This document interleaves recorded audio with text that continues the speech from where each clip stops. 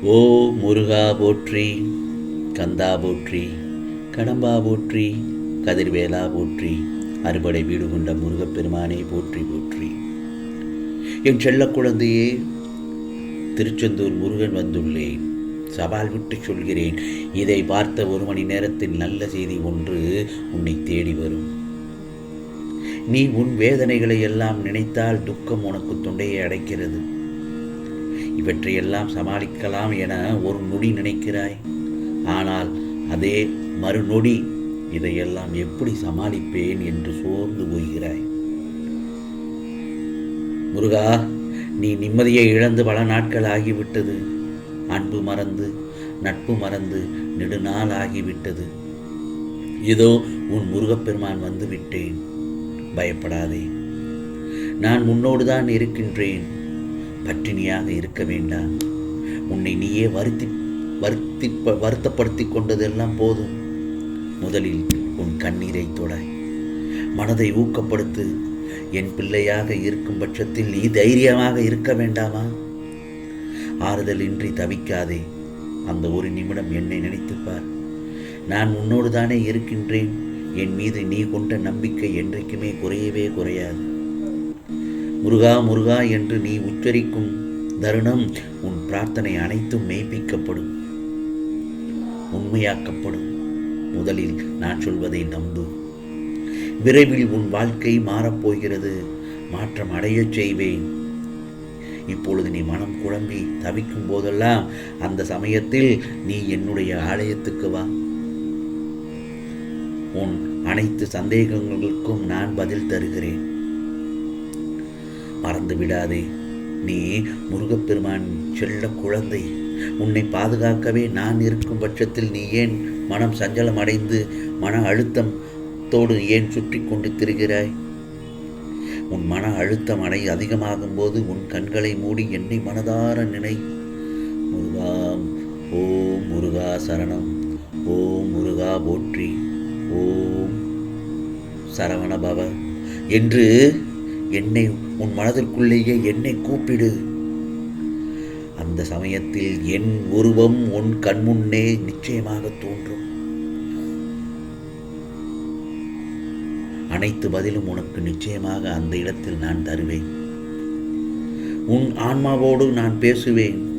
என்னுடன் நேரடியாக நீ பேசு. நான் பல தடவை அதைத்தான் சொல்கிறேன். முருகா, என்னை இப்படி கஷ்டத்தில் ஆழ்த்தி விடலாமா என்று என்னிடத்தில் நீ பேசு. உனக்காகவே நான் உன் ஆலயத்திற்கு வந்து அப்படி இருக்கும் பட்சத்தில் நீ என்னை சோதிக்கலாமா என்று என்னுடன் பேசு. நான் பதில் கூறுகிறேன். சிக்கல்களுக்கெல்லாம் நான் தீர்வு தருவேன். ஒருமித்த மனதோடு நீ என்னை அழைத்தால் உன் கண்களுக்கு நீ நிச்சயம் நான் காட்சி தருவேன். உன் கண்களுக்கு நிச்சயமாக நான் காட்சி தருவேன். பக்தியோடு உன் கண்களை மூடி என்னை நினை. கண்டிப்பாக நான் தருவேன். உனக்கு ஒரு விஷயத்தை சொல்கிறேன், கேள். நான் எப்போதும் உன்னுடன் தான் இருக்கிறேன். கவலைப்படாமலும் சந்தோஷமாக இரு. உனக்காக எந்த ஒரு ஆபத்து இருந்தாலும் முற்றிலும் என்னால் காப்பாற்றப்படுவாய். ஒவ்வொரு வினாடியும் உனக்கு பாதுகாப்பாக வந்து கொண்டுதானே இருக்கிறேன். இன்று முதல் நீ எடுத்து வைக்கும் ஒவ்வொரு அடியும் உன் முயற்சியின் வெற்றி படிக்கட்டுகள் தான். ஆகவே வாழ்க்கை வாழ்வதற்கே தவிர இல்லாததையும் கிடைக்காததையும் நினைத்து ஏங்கி வீணடிப்பதற்கு இல்லை. வாழ்க்கையில் வாழ்ந்து உயர்ந்து விட்டால் பொறாமையில் பேசுவார்கள், தாழ்ந்து விட்டால் கேவலமாக பேசுவார்கள். இதுதான் மனிதர்களின் உலகம். ஆகையால் நல்ல விஷயத்திற்காக தனியாக நிற்க வேண்டிய சூழ்நிலை வந்தாலும் தைரியமாக நில். உனக்கு பக்கபலமாக இந்த முருகப்பெருமான் துணையோடு தைரியமாக நில். எப்படி என்றால், குனிந்து வாழாதே, கும்பிடு போடாதே, பணிந்து வந்து கூட படிகள் சொல்லாதே. நடக்கின்ற தூரம் வெகு தூரம் உன் கால்களை கட்டாதே. கடினங்கள் கஷ்டங்கள் எதுவானாலும் அந்த இடத்தில் நீ கண்ணீர் சிந்தக்கூடாது. வழியெங்கும் கல்லும் முள்ளும் இருந்தாலும் நீ வழிகளை தாங்கி ஓடு. உன் இலக்கை தேடி ஓடிக்கொண்டே இரு. காலங்கள் இங்கே காணாமல் போகும். அடுத்து என்ன நடக்கும் என்று பயந்து வாழாதே. எது நடந்தாலும் பார்த்து கொள்ளலாம் என்று துணிந்து வாழ்ந்தால் என் செல்ல குழந்தை, உனக்கானது நிச்சயமாக வெற்றி நிச்சயம். அதே நேரத்தில் பிடிவாதக்காரரிடம் வாதாட வேண்டாம், முடிவு எடுத்தவரிடம் விவாதிக்க வேண்டாம், புரிந்து கொள்ளாதவரிடம் பேசவே வேண்டாம். இது உனக்காகத்தான் சொல்கிறேன் என் செல்லமே. இதை வாழ்க்கையில் கடைபிடி. சில இடங்களில் உனக்கு கஷ்டமான சூழ்நிலை வந்தால் முருகா என்று கூப்பிட்டால் அந்த கணமே வந்து உனக்கான அருள் புரிவேன். ஆகவே ஏமாற்றி பிழைக்க விரும்பாமல் இயல்பு மாறாமல் வாழ்ந்தால் இந்த உலகத்துக்கு நான் பிழைக்க தெரியாதவன் என்றுதான் சொல்லுவார்கள். ஆகவே எப்போதும் தோல்வி அச்சத்தில் இருப்பதை விட முயற்சி என்ற ஆபத்தை ஒருமுறை எதிர்கொள்வதே மேல். ஆம் செல்லமே. ஆகவே இன்று முதல் நீ எடுத்து வைக்கும் ஒவ்வொரு அடியும் உன் முயற்சியின் வெற்றி படிக்கட்டுகள் தான். உன் முயற்சிக்கு உண்டான பலன் முழுவதும் உன்னை தேடி வந்து கொண்டேதான் இருக்கிறது. நீ எதை நினைத்து வருந்துகின்றாய் என்று எனக்கு தெரியும்.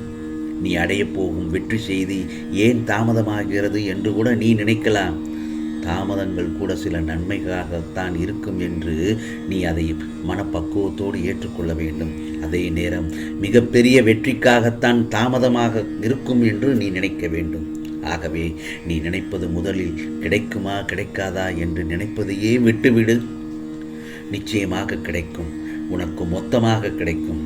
இது முருகப்பெருமானின் அருள் வாக்கு, சத்திய வாக்கு. ஆகவே நான் சொல்வதை சற்று நம்பிக்கையோடு பொறுமையோடு கேள்.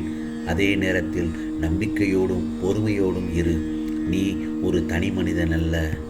உனக்கு பின்னால் உனக்கு துணையாக இந்த முருகப்பெருமான் நான் இருக்கிறேன். நிச்சயம் நீ நினைத்தது எல்லாம் கேட்டது எல்லாம் உனக்கு வேண்டியதெல்லாம் நிச்சயமாக கிடைக்கப் போகிறது. அதை பெறுவதற்கு நீ ஆயத்தமாக இரு. நீ சந்திக்கும் பிரச்சனைகளை எல்லாம் பார்த்து நான் வேடிக்கை பார்க்கிறேன் என்று மட்டும் நினைக்காதே. ஒவ்வொரு பிரச்சனைகளையும் எல்லாம் கவனித்து கொண்டுதான் இருக்கிறேன்.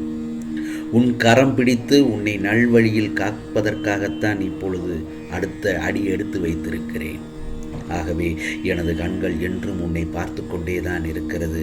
என் காதுகள் உன் வேண்டுதல்களை எல்லாம் கேட்டுக்கொண்டுதான் இருக்கிறது.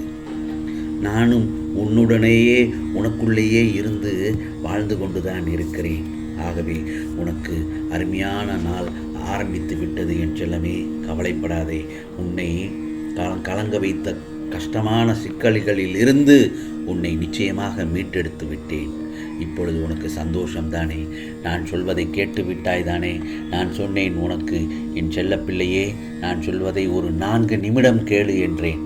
ஆனால் நீ கேட்டதோ அதிகமான நேரத்தில் நான் சொன்னதை எல்லாம் முழுவதுமாக கேட்டுவிட்டாய். ஆகவே இதை பார்த்த 1 மணி நேரத்தில் நிச்சயமாக நல்ல செய்திகள் உன்னை தேடி வரும். சந்தோஷமாக இரு. இது முருகப்பெருமானின் அருள் வாக்கு, சத்திய வாக்கு. ஓம் சரவண பவ, ஓம் சரவண பவ, ஓம் சரவண பவ.